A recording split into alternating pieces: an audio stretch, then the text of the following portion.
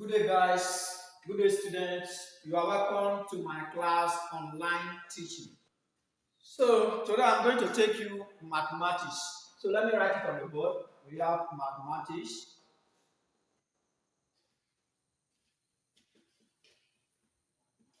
Now, in this mathematics, I'm going to take a topic called indices. So, let me write it before I take the definition of indices.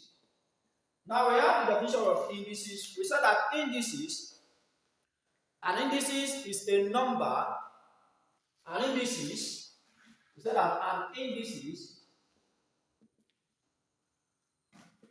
is a number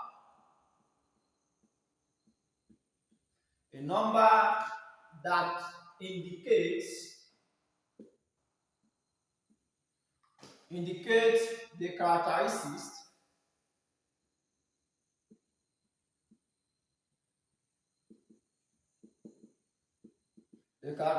of function of mathematical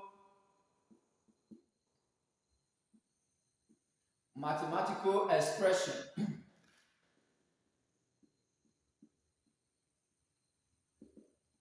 So this is the definition of indices.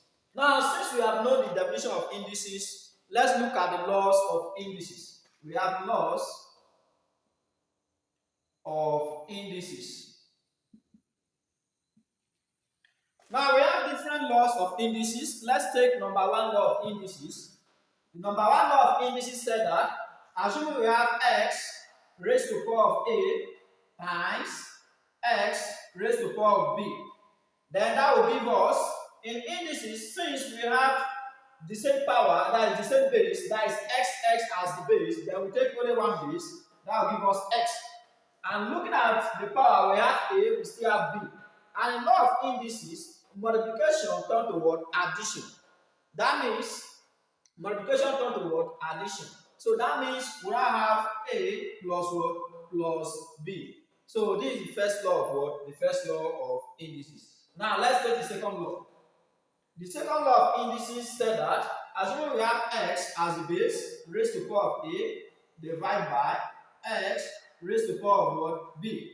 Now, like I said before, since the base are the same, we take only one base.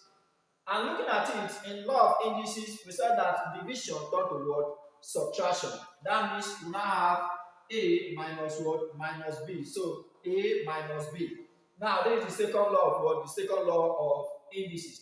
Now let's take the third law of indices. The third law of indices said that assuming we have x raised to the power of minus a. Now, in indices, you see this minus sign, that is this minus sign. For you to remove this minus sign, that means you make it as inverse. That means you have 1 all over what? X raised to the power of what? X raised to the power of a. That means you have already removed the minus and we call it inverse. Now, let's take the fourth law of indices. Now, the fourth law of indices said that if we have something like this, we have x raised to the power of a, open and close bracket b, then in law of indices, that means we now have x raised to the power of a, what? A, b. Now we still have the fifth law.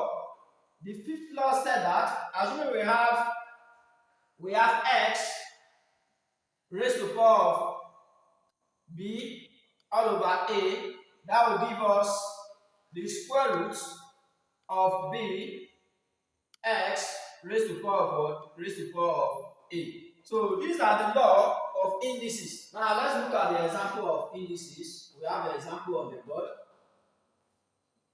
Now let's take example number one.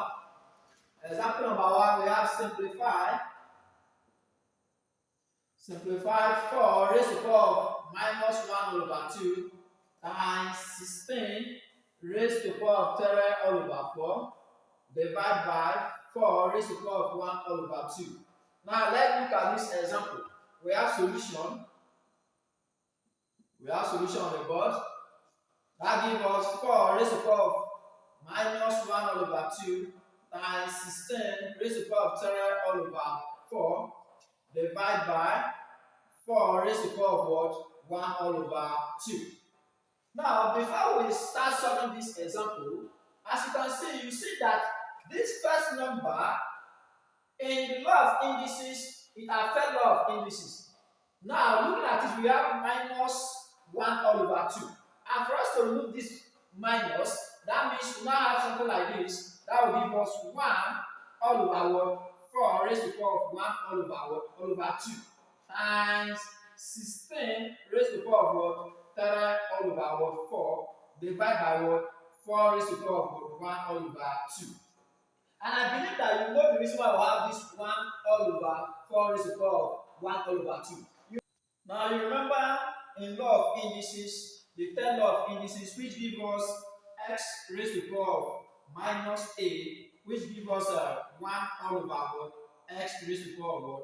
X raised to the power of a. Now you see that this third law of indices is what we are going to do. What?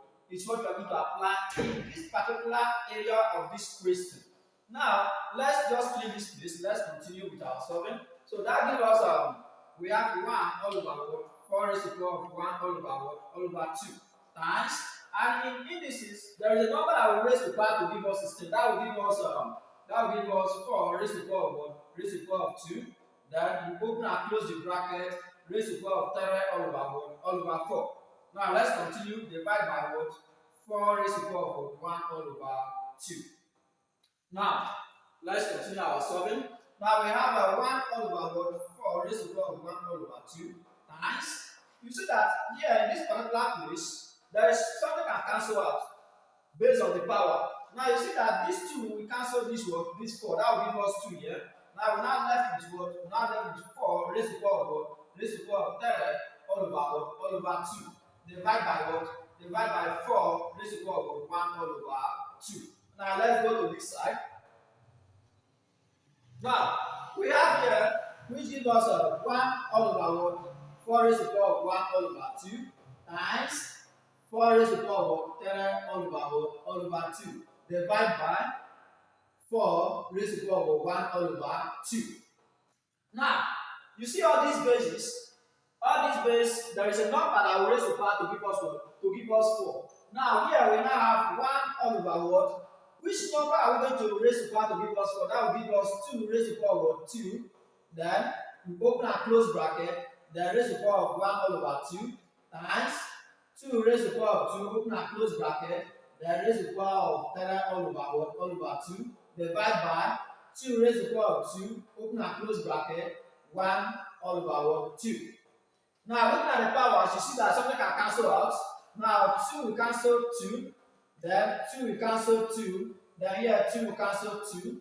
Now we're now left with what? 1 divided by what? 2 raised to the power of 1 times 2 raised to the power of what? 3 divided by 2 raised to the power of what? 1. Now let's continue. Then we have 1 divided by 2 raised to the power of 1 will give us 2 times. Then 2 raised to the power of 3 will give us what? Will give us 8 divided by. Then 2 raised to the power of 1 will give us what? Will give us 2. Now let's see. Now 1 times 8 will give us 8. Then 2 times 2 will give us 4. If we divide it, we say that 8 divided by 4, that will give us what? That will give us 2 as our final answer. Thank you for watching my video.